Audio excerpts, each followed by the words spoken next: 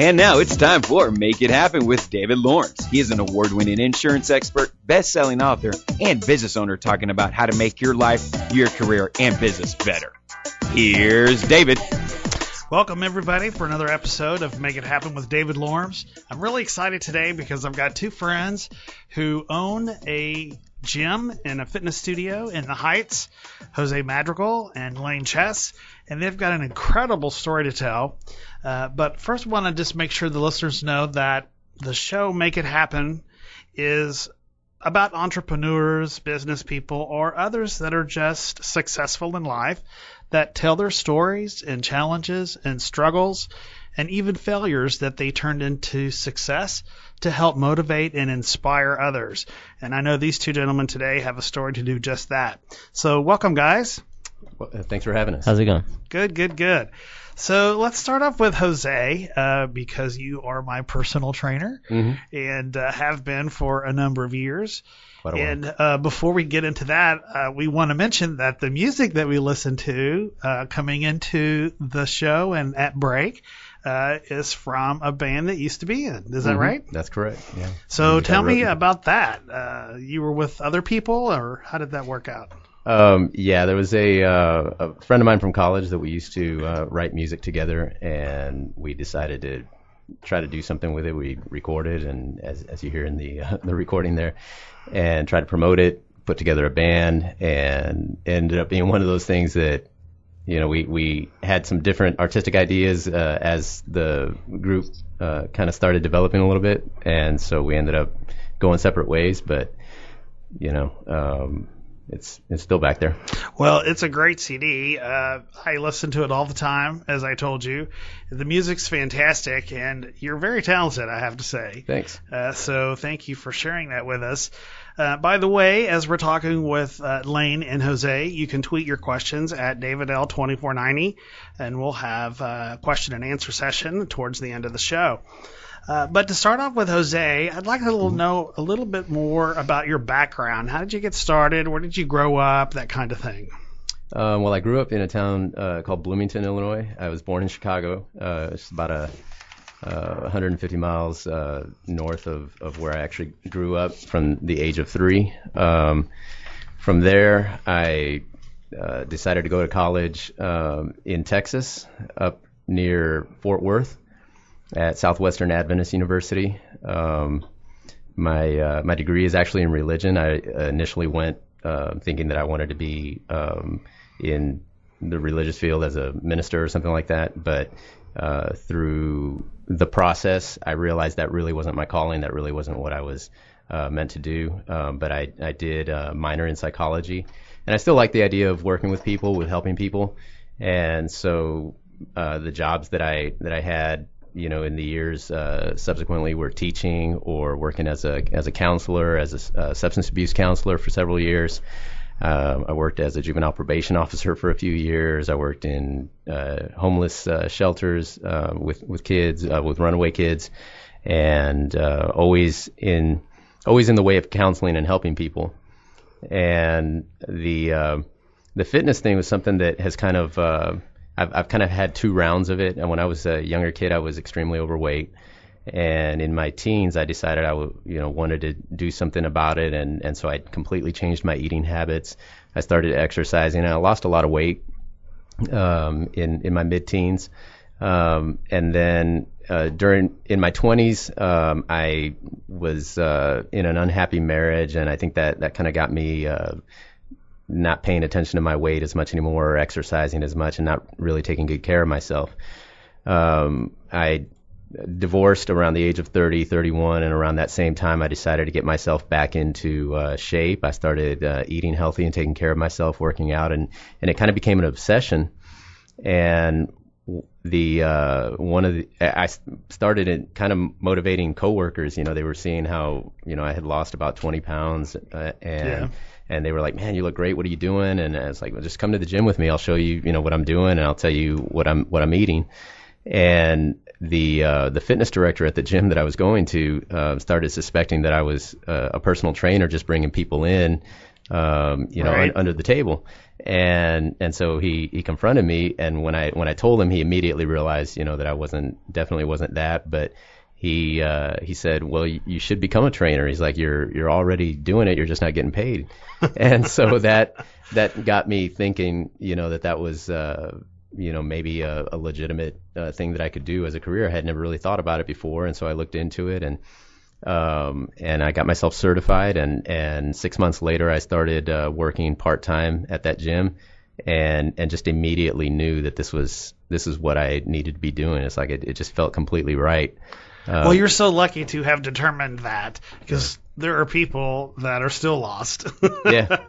and don't know what they want to do. Yeah. But I want to ask you, back from Chicago, how did you pick a school in Texas? What made you think that? Well, that was, like I told you, I was a religion major, and there's only certain schools within the denomination that I grew up in. There's about 5 schools in the country, and so I had to pick one of those. I liked Texas. I have a lot of family here in the Texas area. I had always a lot of good memories of growing up here. The pastor at my church had gone to this school himself, and he really loved it, and kind of sold me on it a little bit as well. Sure. And so that was. Well, and then what made you move to Houston? I know that you got into songwriting and music, but what caused that to happen? Well, like I said, the with the music thing, I had a friend in college, and when I graduated, we kind of went separate ways, but we still stayed in touch, writing long distance. Music. It was, I'd record the instrumentation, send it to him. He'd put vocals on it, and we'd just do stuff like that over a few years. And then I felt like that like that we weren't ever really going to be able to do anything. I was living in Chattanooga, Tennessee, and there's not really a scene there. And so he was living in Houston, and I said, you know what, let me move to a bigger city and see if we can do something with it. In retrospect, we probably should have both moved to like Austin or some other town that's a little bit more about original music. We both found that venues that promote original music here in Houston are few and far between. It's really much more of a cover band type of town. Right. And so we were finding, traveling a little bit we were having a little bit more success in outlying areas, where that kind of stuff was a little bit more prominent. So you were doing live performances. Mm-hmm. Yeah. We were at in the last year we were gigging 3 or 4 nights a week. Wow. Yeah, pretty steadily. Never for a ton of money, but well, you had one CD, right? Yeah. One CD. The name of the group was True Soul, right? Mm-hmm. And one of my favorite songs on the CD is "You Might Think." And tell me what you told me about that song. Oh, I did submit that to USA Songwriting Competition in 1998, which receives tens of thousands of entries, and it was a top 20 honorable mention finisher in that. And I've always felt like that. I've got a couple of songs. I'm not blind enough to think that all of my songs are great. Right. I think I liked all the music that I've written, but I've definitely thought that a few of them have some commercial possibilities, I guess. Sure. And that's definitely one of them that I feel like that could well, do didn't something. that song win in some contest? No, you might think. No. It was like I said, it was a top 20 runner-up in that contest. Right. Okay. Yeah. Well, can people get a hold of that music nowadays, or is it on iTunes or anything? I don't think so. I've been so far removed. You might have to do it now. You might think I would, huh?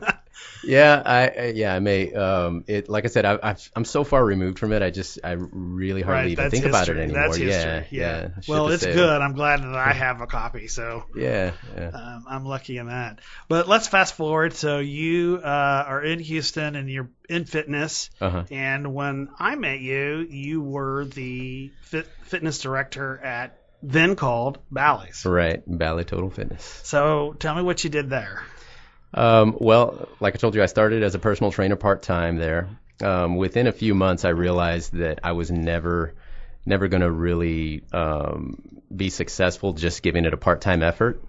And so one nice thing about the job that I had prior to that, I was working at Harris County as a juvenile probation officer, and I was able to build up a lot of comp time and vacation time and stuff like that, and to where at the point where I decided to go ahead and take the leap of faith and quit and go into personal training full time, I had about 7 weeks worth of pay coming to me. So it definitely cushioned the jump a little bit and made it a little bit easier. But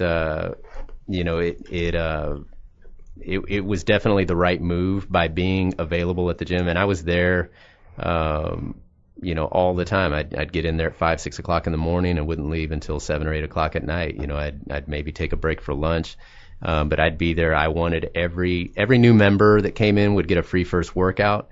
And I wanted every one of those. I was hungry to develop myself as a trainer. I saw that even if I didn't sell this person personal training, that I saw it as an educational opportunity for me to develop myself as a trainer.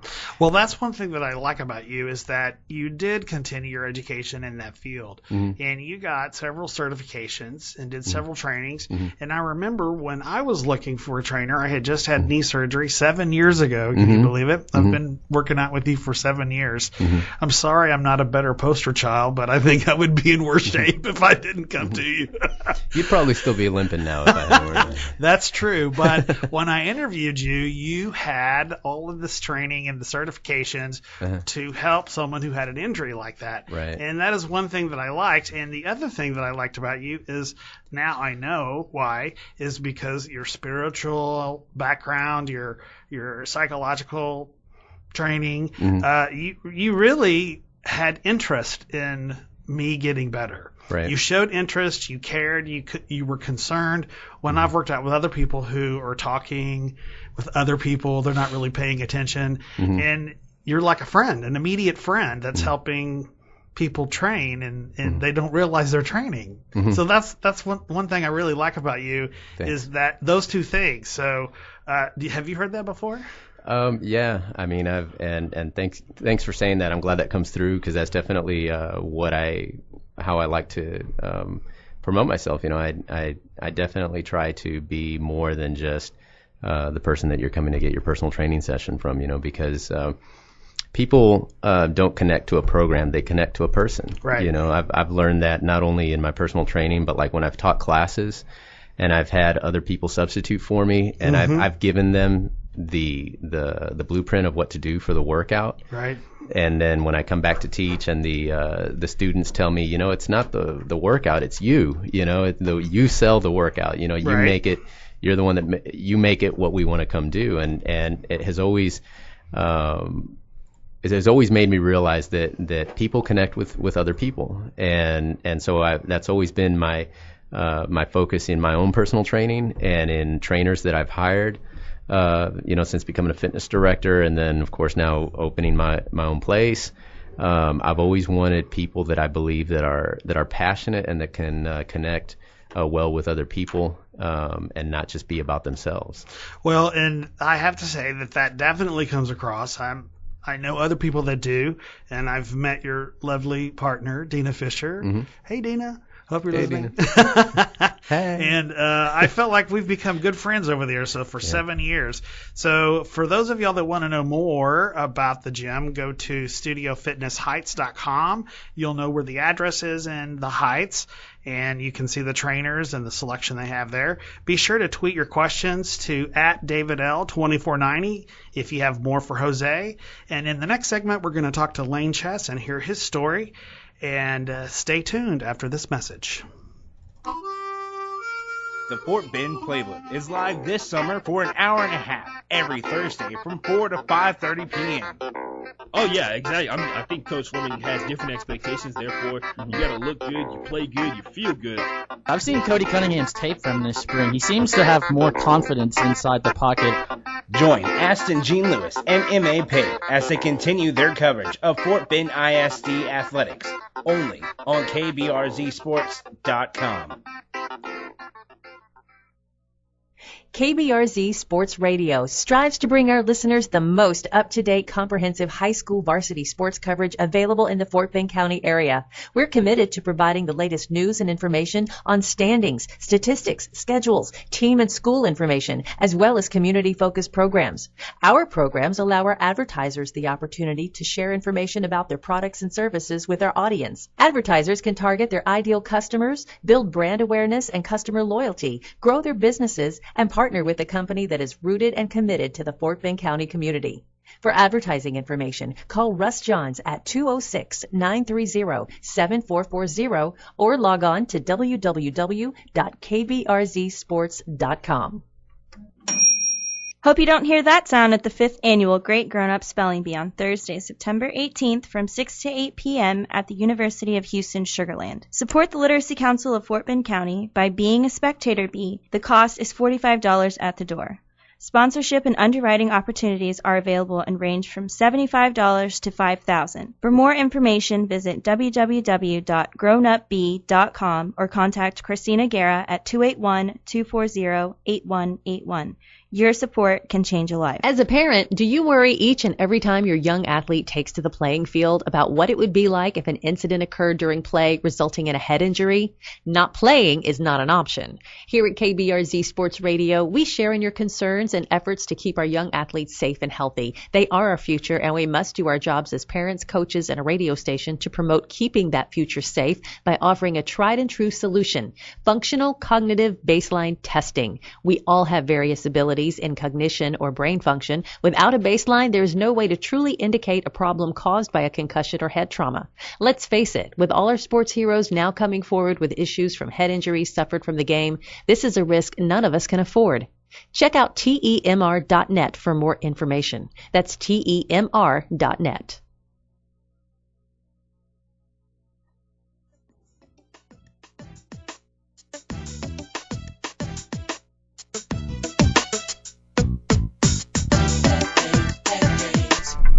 And we're back with Make It Happen with David Lorms. We're talking with Lane Chess and Jose Madrigal of Studio Fitness in the Heights, a 20,000 square foot facility. Sounds like a Walmart to me. Yeah. It's as big as one.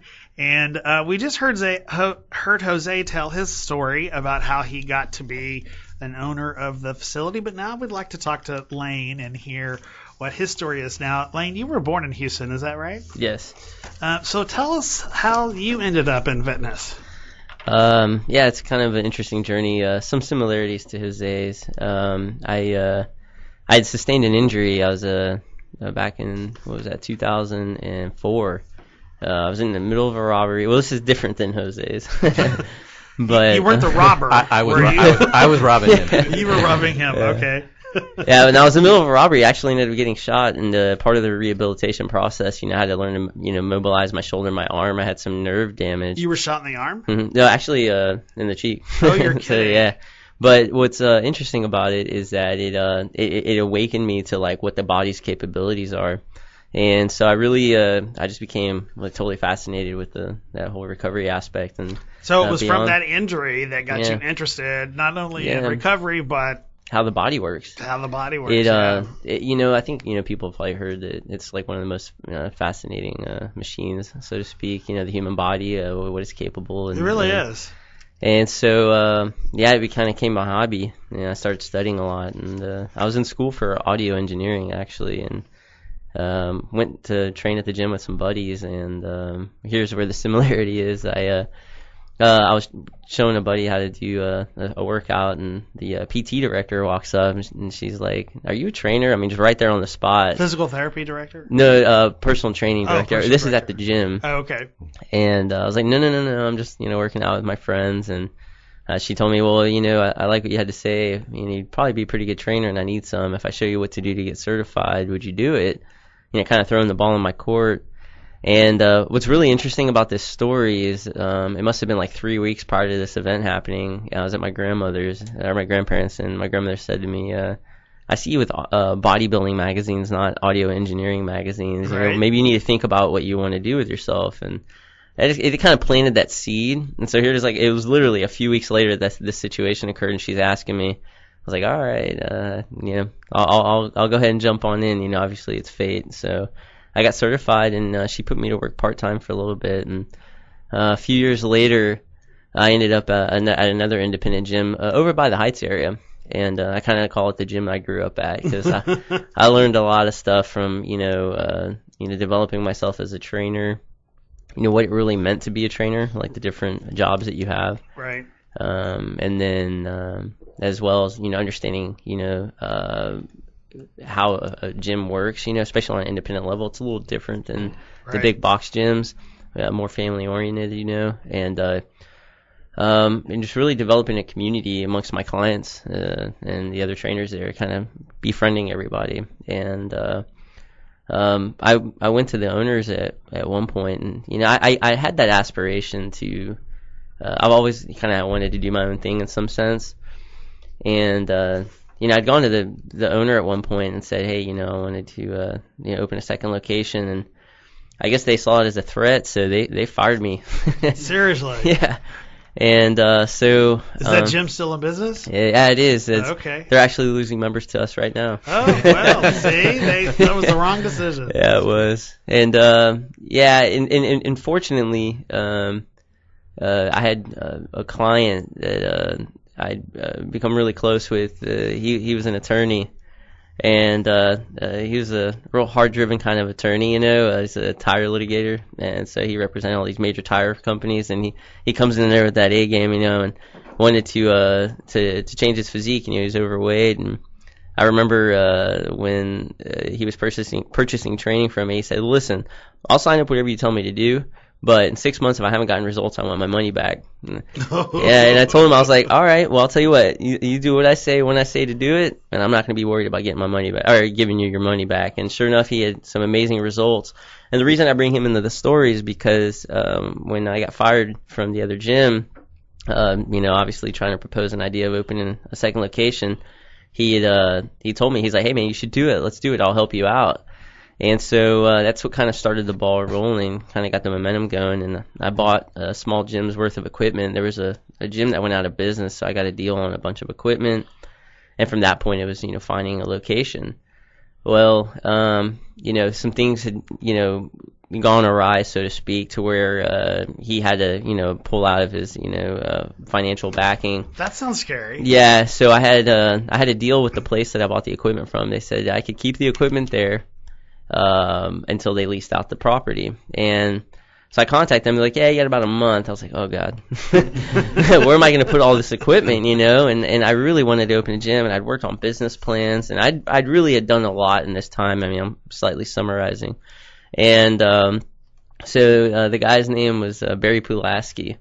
And he was the one that connected Jose and I. I'd gotten in touch with him, and I said, well, listen, my business partner had to. And he was cutting me a deal, small, sometimes if you're willing to open your door to it, fate has its way. When I purchased the equipment from him, we were having small talk, and it turns out he knew my grandfather. They went to the same recreation center called the JCC, and they used to play ping pong together. And so that was why he was willing to do me the favor of leaving the equipment there. Small world. Yeah, and he cut me a hell of a deal on the equipment too, which was really cool. So anyway, I got in touch with him, and I said, hey, some things fell through. It looks like I need to sell the equipment so I can get it out of there, because I don't want to have to go and store it. So he sends me an email, and he said, hey, this guy's looking for equipment. And it was a one-hand wash is another situation. Jose had a space, and I think I wrote this in the deal. Did you know him? I had never met Jose in my life. Okay. And the way I remember the story is it's kind of interesting. I called him up, and I was like, hey, I'm the guy with the equipment, and what are you looking for? And he's like, what do you have? And I told him, well, listen, I got a list of equipment, and I can shoot you an email of PDF of everything, and I'm pricing it, asking what you find on eBay, and we're both kind of hard negotiators. So obviously he comes at me and he's like, well, listen, I'm not going to pay, Cybex prices for a Smith machine, just because it's a Cybex. I'll pay value on a Smith. And so I'm like, well, why don't you go tell BMW that? And he's like, what? And I was like, go tell BMW you'll pay him a price for a Kia, not because it's a BMW, but because it's a car, And I told him, and it was interesting. I said right after that, I was like, it's a real hard pill for me to be swallowing to sell this equipment, so I prefer to store it than to give it away. And I guess his little brain got to thinking. He's like, maybe we can help each other out. Little brain, what? Yeah, little brain. Just a little bit. But, that's all it takes. But yeah, the wheels started cranking. He said, well, maybe we can help each other out. And invites me over to the space with the idea of maybe, I'll bring the equipment in and we can teamwork. And, I trained there and I brought the equipment and obviously he has access to the equipment with the space. And within a few months, we realized that we would be really good business partners. Who connected y'all? Who was responsible for putting out the place that I had the equipment at? Oh, that remember was I was the trying connection. to sell it. Yeah. Okay. All right. So I guess I might have skipped that. So what happens? I contacted him saying I need to sell the equipment, and he was getting calls all the time from people that would drive by the location saying, "Hey, can we purchase this equipment?"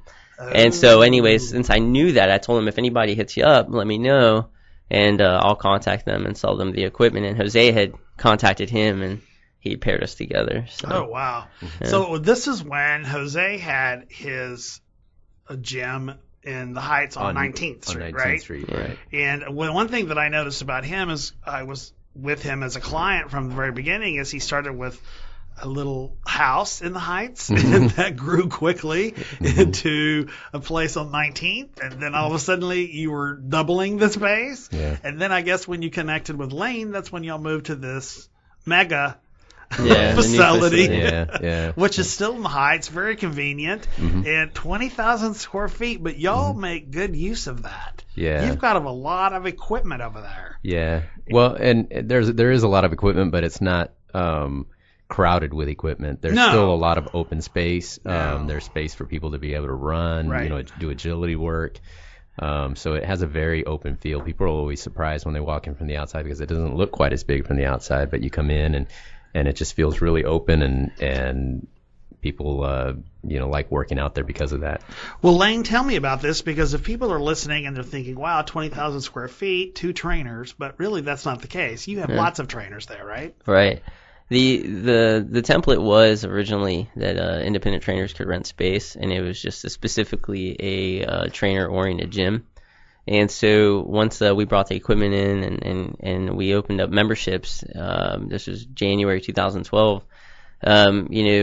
Memberships allow 2 things. One, it allows revenues to help cover costs to run the facility, but it also allows people who have a trainer a place to go and do what I call homework. As a trainer, I assign homework to my clients, and I say, hey, when I see you Tuesday, Thursday, on Wednesday, Friday, I want you to come do stair mill or elliptical or 30 minutes XYZ. If they don't have a place to go do that, it kind of eliminates the progression factor. And so we kind of realized that it's kind of a double-edged sword to, help our clients. It might be nice to offer the memberships.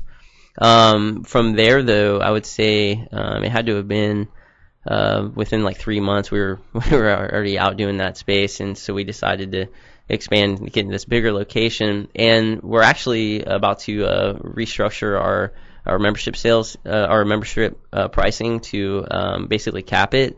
Because the one thing that we both believe in is that you need to preserve the environment to make sure that people have access to equipment, have access to the cardio equipment, and a trainer can utilize the space that he needs. When you oversaturate the facility, you really diminish your quality, and before you know it, you get complaints, and then people aren't comfortable training. So we really want to stay away from that and really focus on the quality and the person.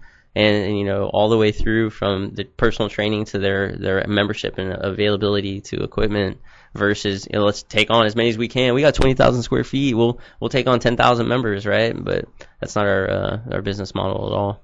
Well, you can certainly feel that the training is personalized, and it's a very friendly atmosphere. People know you and they like to come in, and so we're going to talk more about the facility and what's available and the prices, but we want to shout out to B, your lovely wife, who could be giving birth any minute now to a baby and y'all are doing surprise, right? So we're you don't know. We're doing surprise gender, so we don't know, but I might get a text in a minute that says, hey, come get me. Well, congratulations.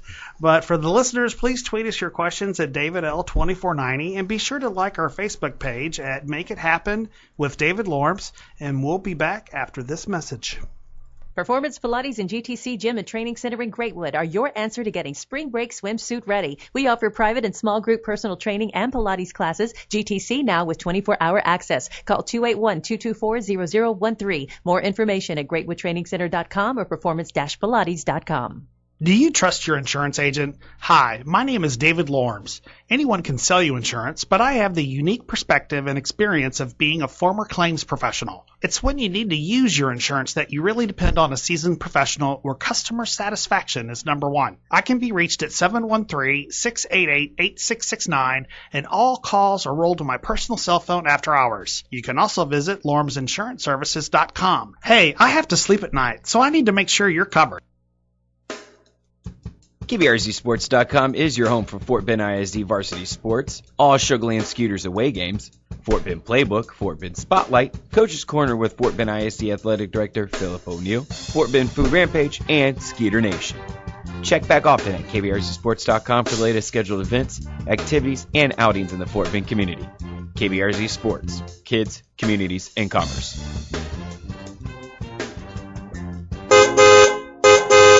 Are you looking for a new vehicle in the near future? If so, be sure to contact Damian Walker over at Freddie Kia. Damian went to the University of Houston and is from Houston. He is Houston through and through. If you're looking for a new vehicle, contact Damian at Freddie Kia. His number is 713-499-9372. No unnecessary upsells, no bells and whistles you don't want, just a car that's perfect for you. Contact Damian Walker at Freddie Kia today, 713-499-9372.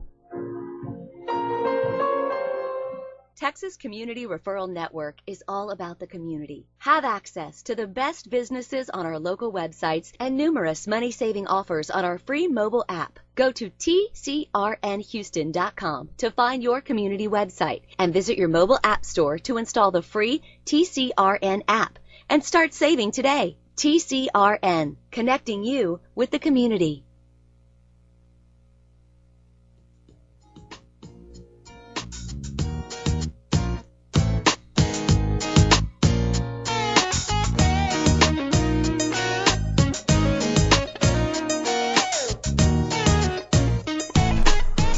And we're back.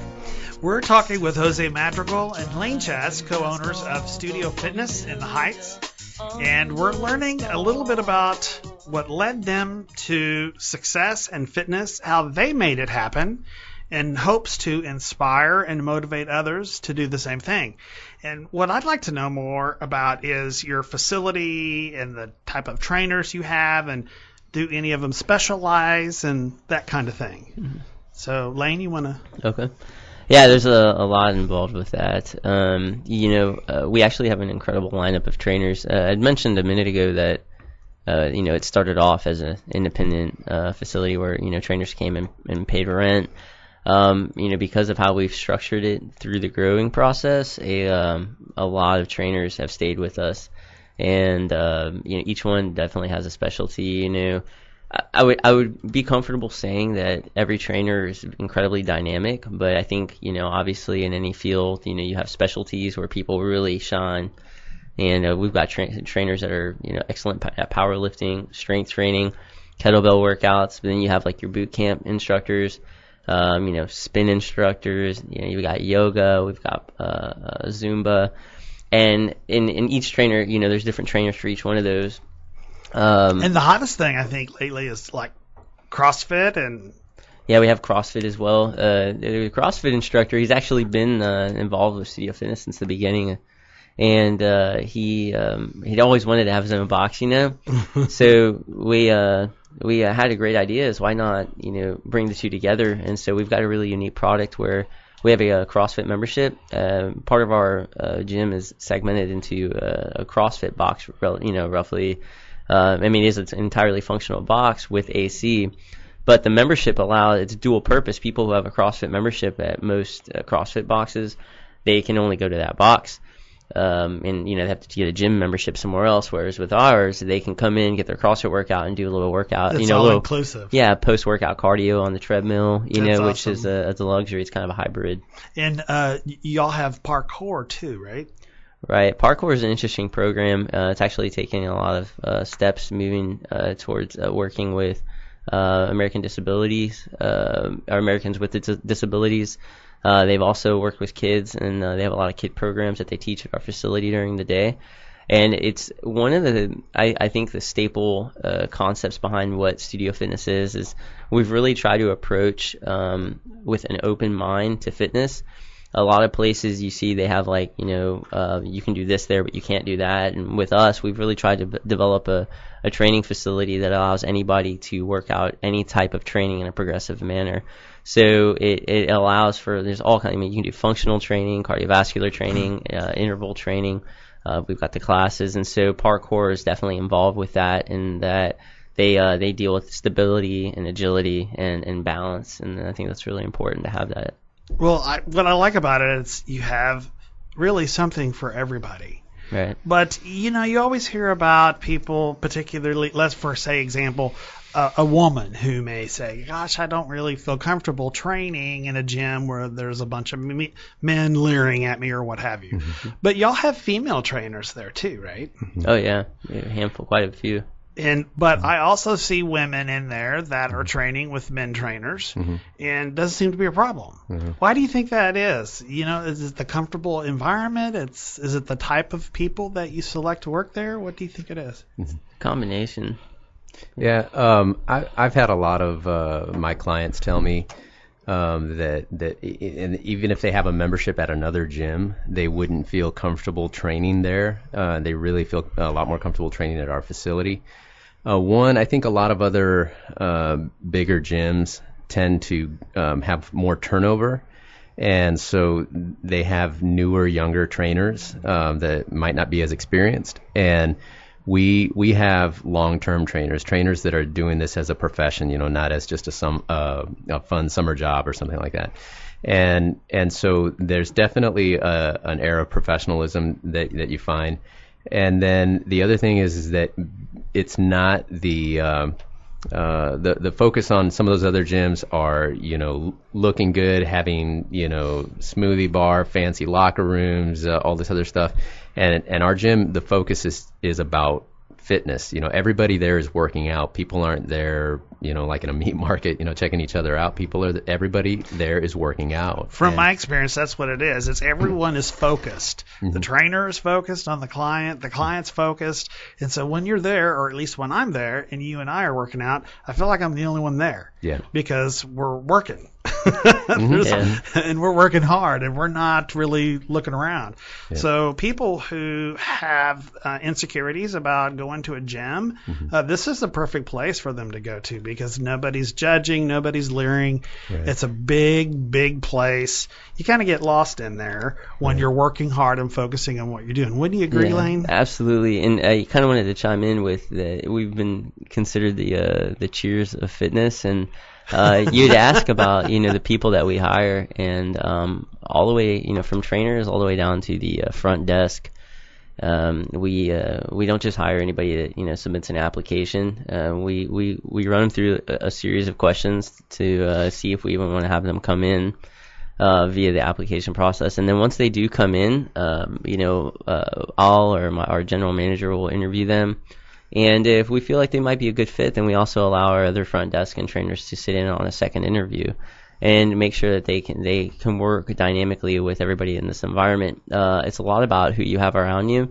And so when you filter through people that just come in and want to have a job, and you hone in on people that are passionate about the industry, passionate about what they do, and they want to change lives, and their focus is on that and not the monetary value, right, then you'll find people that will drive a facility like this to be more comfortable. Right. They also create an element of fun.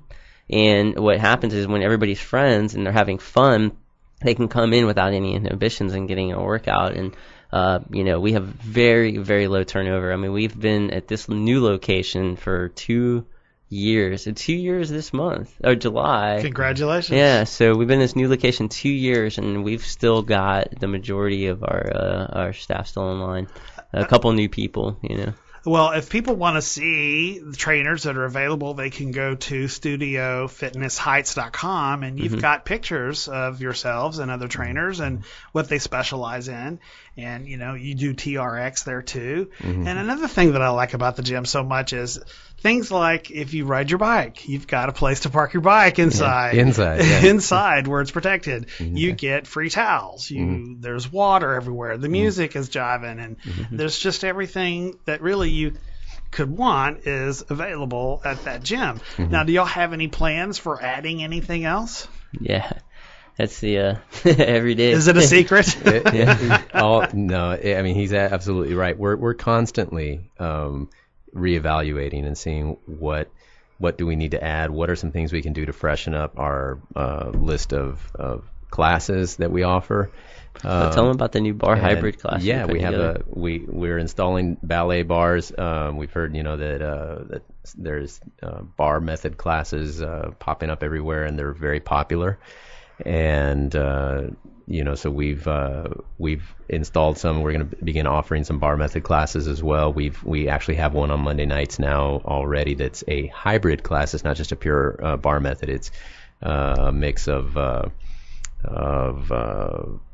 hip hop dance at the beginning, and then and bar basically is like a ballet and Pilates hybrid type of thing, and so it's really more of a unique thing like that than the other types of bar classes. But we do plan as soon as we've got another ballet bar that we've got to install on our mirrors, and once that's done, then we'll begin rolling out a fuller bar program. I like that. I like that the gym is clean, and that y'all are keeping up with all the newest and latest options for people to work out. Yeah, I think we found that I know that this podcast is for people who might be interested in business or having their own business, and one of the things that we found as business owners has been when you focus on the quality and the follow through of the service, the marketing does itself. We have done very, very traditional marketing of like mail outs. We did one mail out when we first moved into the location,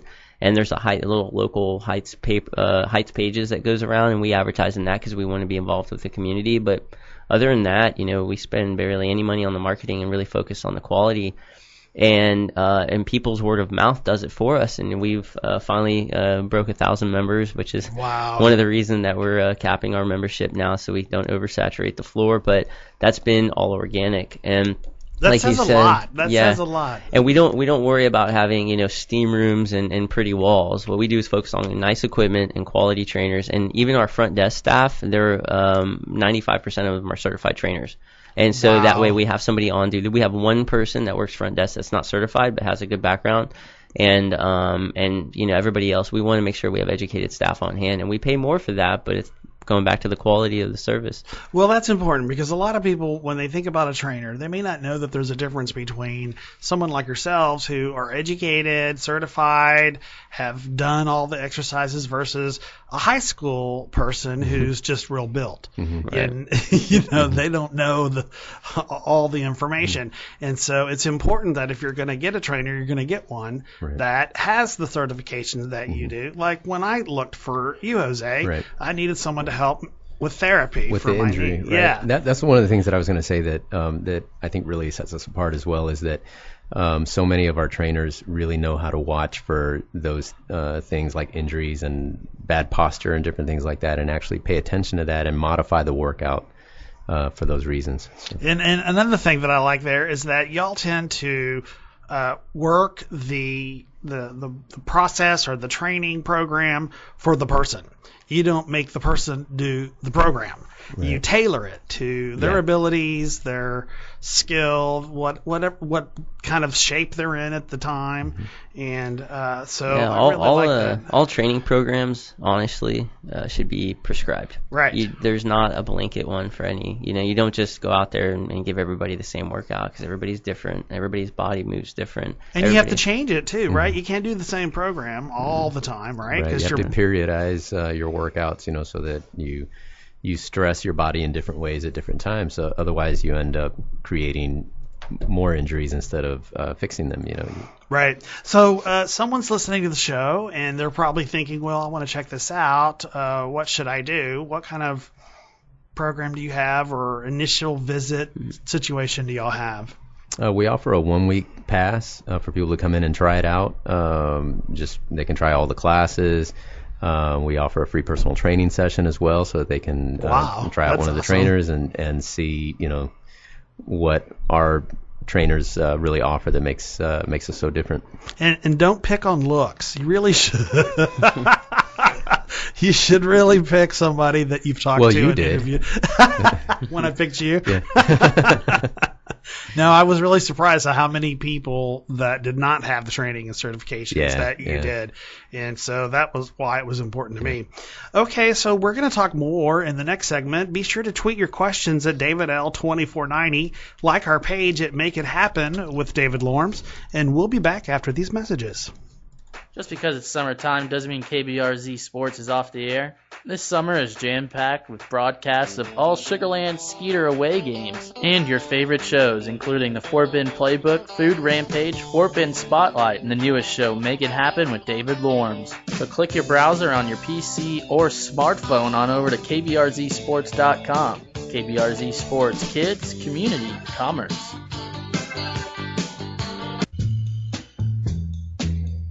Tired of going to the same restaurants every week? Want to know what new eateries have opened up recently? Tune in to the Food Rampage as Dominique and Priya dish about their favorite restaurants. Catch us live every Tuesday at 3 p.m. on kbrzsports.com and iHeartRadio for the live show. Be sure and follow us on Twitter and like us on Facebook at Food Monsters. Join us as we rampage through the Houston area.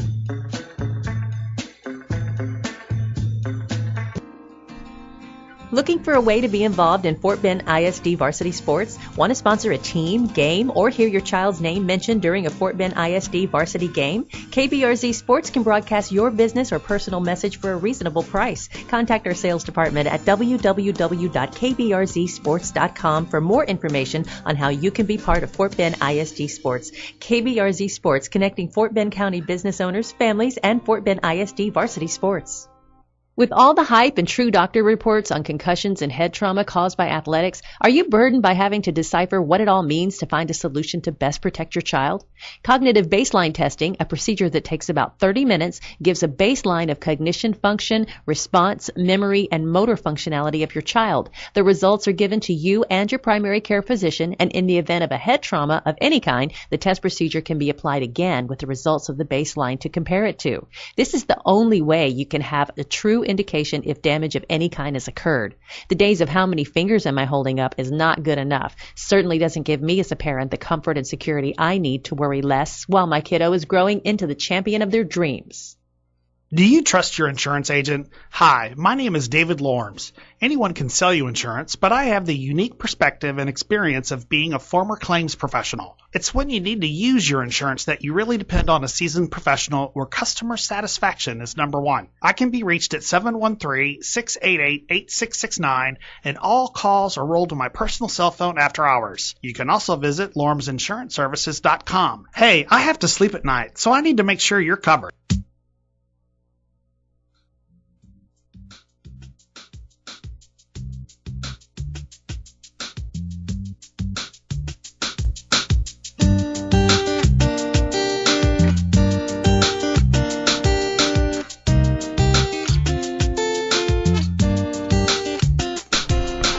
Okay, we're back with Jose Madrigal and Lane Chess, co-owners of Studio Fitness. And man, people must have been looking at your picture on Facebook because getting lots of questions from women. And one of the questions that and a few guys, I'm sorry, want to know is, have you ever had a situation where a customer had a crush on you? Yeah. Many times. If anything, it's like that unspoken nonverbal you start cueing in on, you're like, oh. Yeah. Right, like took some training because they were thinking they were going to get in good with you. Yeah. But I have to say that y'all are both taken, so Right. guys and girls, hands off, right? Yeah. I've had, I think just about anybody, when you work with somebody or whatever, you have a potential for that. Fortunately, I only had one that was a little bit crazy. Stalker, yeah. That was when I was still a musician and still I was just starting, like in my first year as a trainer, and she was like starting to come out to gigs and like, just being like, okay, at first it felt like, all right, yeah, you're you're just showing up, but then when she's staying after, everybody's already cleared out, and I'm packing up and trying to go home, and she's obviously lingering for more. More what? What? I don't know what you mean. More guitar playing. Oh, okay. And Lane, has that happened to you?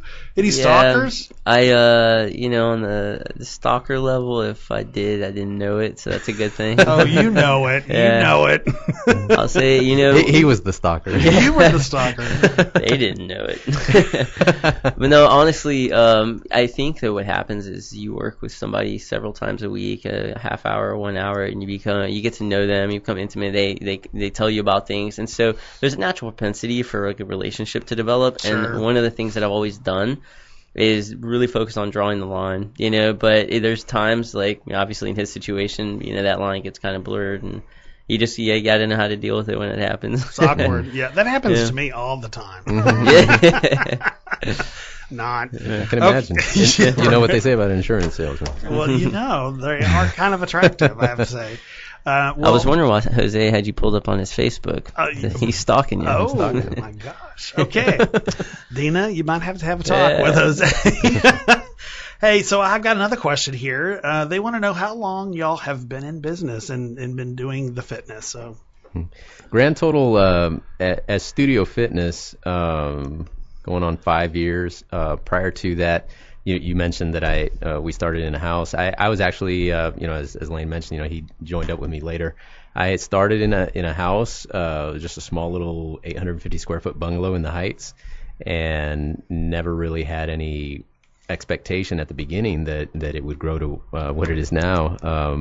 I really thought that it was just going to be my own little space to train clients, but then a couple of trainers that I knew from Bally's started asking me if they could train some outside clients that they had there, and so I opened the doors to them and was charging them rent, and before I knew it, we were stepping on each other's toes, because all three people in an 850 square foot space. I mean, we were ending up having to take people outside for most of the training. How long was that? Because it seemed like one day we were in the house, one day we were on 19th Street. It was right about a year. It was fast. I opened up in the spring of 2008, and by the summer of 2009, we had moved on to 19th Street. And then we were there for about 2 years, expanded, to the neighboring space to double the space. And so we were 3 years there on 19th Street, and now 2 years since he and I have partnered up, 2 years in the new location now. One thing that I think is very comforting is that both of y'all not only have the education and the certification, but you've been doing it a while. Yeah. And you've kept up with the trends, and you're knowledgeable. Mm-hmm. And just like you said, you may go to another gym and your trainer's there, and the next day they're gone. Right. Yeah. And y'all have succeeded. Y'all have surpassed that, and which makes y'all experts, really, because you've had all of this. And if you're going to spend money on working out, you might as well go for the best, is my opinion. And I'm thankful that I go to someone who's the best. Yeah, if you don't mind, and I go to Jose too. Just kidding. But it's interesting. I don't know if y'all have read Outliers. And there's a point in there they were talking about like how hockey players, they're traditionally, a lot of them, the pros were born at certain times of year based upon when they got into, their practices and stuff. And they found there's this magical number, about 10,000 hours. You've mastered your craft. And, if you look back, I've done the math, and I'm well past 10,000 hours, hence I know Jose is well past 10,000 hours. And so you get somebody like Jose or I, then, within minutes, we can have a program designed for you that will fit perfectly. And you will not find that with somebody who's new to training. No. As long as they got a couple years under their belt, they're going to be a lot more successful. But that's why we really focus on having people that have been in game for a little while. Sure. And if we have new people, like we do have some newer trainers, we don't give them clients right away. We're making them shadow. We're putting them through training protocol to make sure that when they are ready to take on clients, that they're quality and ready. Mm-hmm. That's awesome. So I have another question here about, do y'all have any plans to franchise? I don't know if that's the right word, but yeah. Open up other gyms, locations. Definitely that. Yeah. Go ahead. The reason I kind of shied away from franchise is because I think a franchise is good, but what ends up happening is you lose your personal feel, and that's something that he and I don't want to do. We are the Cheers of Fitness, and thus we want to stay the Cheers of Fitness, and that comes from the top. that personal feel and the type of people we hire. And if we give that away to somebody else who doesn't have the same business goals or ethics that we do, it'll get blurred quickly. Sure. Now, what are your business hours? How much are y'all open, and when, and all that kind of good stuff? Every day of the week we're open. Weekdays, Monday through Thursday, open at 5 o'clock in the morning, although we have a crazy guy, Bill Mallon, that teaches a class just about every morning of the week. Yeah, and Bill is awesome, super high energy, and he gets in there at about 4:30. He gets in there at 4:30 so he can get his hour workout in before his 5:30 class. He trains himself for an hour, and then he teaches a class for an hour. That's amazing. And I don't know how he does it, but he comes in fired up, and then he goes and works a full-time job during the day, and he single-handedly has probably brought more business to that gym because he's constantly promoting on Facebook. He keeps up with all the people that come to his classes and bugs them if they haven't shown up. That's awesome. But yeah, he's there at 4:30 in the morning, and he opens the door. You know, if people are ready to come in and start working out at 4:35, it's ready. Do you close at all? We do close at 9 p.m. on Monday through Thursday, and then Fridays we close a little earlier at 8 o'clock. Just usually not enough as traffic. many people working not out enough to at that justify. time, sure. But then Saturdays and Sundays, we open 8 a.m. to 5 p.m. on Saturdays and 9 a.m. to 5 p.m. on Sundays. Although on Sundays, the parkour program that you mentioned, they have an open gym thing from 5 to 7. And depending on if they have enough staff that day, they'll sometimes go ahead and leave the front area open as well for people to stay around and finish their workouts. And what I like is there's plenty of parking, and it's well lit, and it's on a busy intersection. So, you know, people don't have to be afraid if they're going to come at night to come work out and so forth. And And y'all also offer lockers, don't you? Or places for people to put their personal belongings so they don't have to. Yeah, we've got lockers and cubbies, and in the cubbies, they have security cameras on them. We have security cameras throughout the facility. We've never, in all the 5 years, have ever had anything stolen from anyone inside of the gym.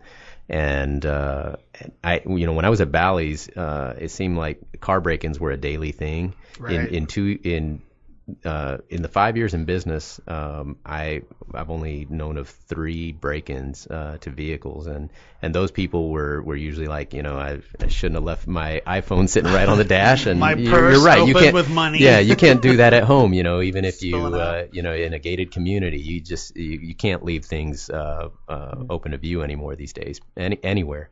But I definitely can say with confidence, people can park and feel very safe there where we're at. Well, before we get to the end of the show, I'd really like to know your philosophy, both of y'all's philosophy on business. Ryan? So my grandfather, who was very close to me, he when I was younger, he was actually a janitor and started his own janitorial service. And ended up doing really well and had his own janitorial company. But it started off with him, a mop bucket, and his Buick. And what he told me, he said, I don't care what you're doing in life. If you're scrubbing a toilet, emptying an ashtray, or you're running a Fortune 500 company, you do it the best you can.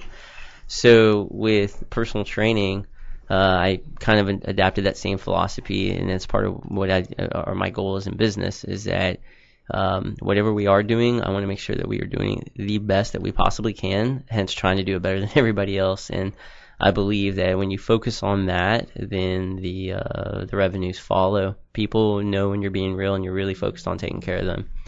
And that's my focal point. I like that a lot. How about you, Jose? What's your message? I think it's a similar philosophy. I remember my dad had this coffee mug that said, "If it's going to be, it's up to me," and that has always stuck with me. And I've always reminded myself of that anytime that I've been struggling a little bit with, if the business has been lagging a little bit, and I've just always remind myself that it's a blessing to be able to work to build your own business. And people come here from other countries and work 2 jobs to make half as much. Right. And I'm like, I have this opportunity to really do something big here. And so I've just always said to myself, I've got to do this, and no one else is going to do it for me. And if I'm going to be successful, I'm gonna have to be the one to make it successful. And didn't you tell me the other day that if you're going to open up your own business, you had some advice for those people. Be prepared to work twice as hard for half as much for the first couple of years. And a lot of that is because, as he learned as well coming in, is that it's not so much that the revenue's not there, it's that you keep reinvesting. And as we've been talking, and we're growing, we want to keep growing, and so you got to keep stoking that fire to build it to the eventual point that you want. So I love that both of y'all have a very similar message, and that is, it's up to you. Neither one of y'all came from bags of money, and you led yourself to success and owning a gym and more adventures ahead with more business. And I love that about you, and I think people should visit your website at studiofitnessheights.com. Go by and visit these guys. They'll show you around.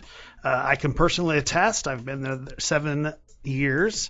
And be sure to tune in next week when we have Sean Sawyers, who owns Mighty Burger and Baskin Robbins in the Oak Forest area. Establishments. Go there and then come work out. Go there and then come work out. But he's got a great story, so need to make sure you tune in there. And be sure to like our Facebook page at Make It Happen by David Lorms. So just don't sit there. Make it happen.